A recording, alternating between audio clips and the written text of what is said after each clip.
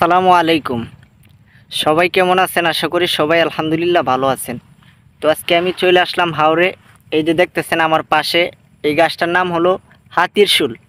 এই গাছটাকে ঢাকা শহরে অনেক খোঁজাখুঁজি করি, কিন্তু পাই না। আর আজকে লাউ ক্ষেতের মধ্যে আইলাম, আওয়ার পরে দেখলাম গাছের অভাব নাই। এই যে দেখেন, আপনাদেরকে আমি দেখাই।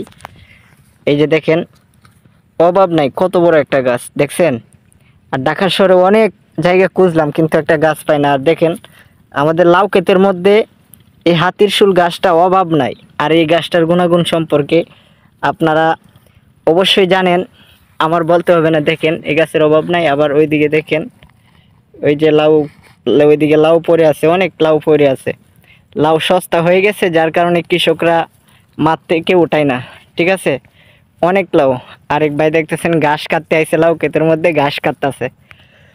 তো সবাই ভালো থাকবেন, সুস্থ থাকবেন। আল্লাহ হাফেজ।